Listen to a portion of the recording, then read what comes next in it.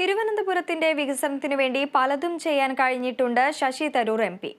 IT മേഖലയിലടക്കം വികസനങ്ങൾ കൊണ്ടുവരാൻ കഴിഞ്ഞു. താൻ വോട്ട് ചോദിക്കുന്നത് എന്റെ പ്രവർത്തനങ്ങളെ ചൂണ്ടിക്കാട്ടിയാണ്. 15 വർഷം ഒപ്പം പ്രവർത്തിച്ച വ്യക്തി എന്ന നിലയിൽ ഇനിയും മുന്നോട്ട് പോകും. ഇടതുപക്ഷത്തിന്റെ ആക്രമണ രാഷ്ട്രീയത്തിനെതിരെ എതിർപ്പുണ്ടെന്നും തരൂർ പറഞ്ഞു. 15 വർഷം രാഷ്ട്രീയത്തിൽ മനുഷ്യനെ ആക്ഷേപിച്ചിട്ടും ഞാൻ ഇവിടെ ജയിച്ചില്ല.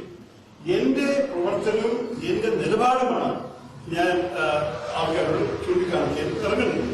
നമുക്കറിയാം, ഈ കുറെ വർഷക്കാലമായിട്ട് തിരുവനന്തപുരത്തിന്റെ ഓരോരോ വികസന കാര്യത്തിന് വേണ്ടി എനിക്ക് പല കാര്യങ്ങൾ ചെയ്യാനുള്ള ഭാഗ്യമുണ്ടായിരുന്നു. ഞാൻ പറയുന്നത് ഞാൻ എന്റെ റെക്കോർഡിലാണ് മത്സരിക്കുന്നത്. മറ്റേവരും അവരുടെ നിലപാടും അവരുടെ റെക്കോർഡ്.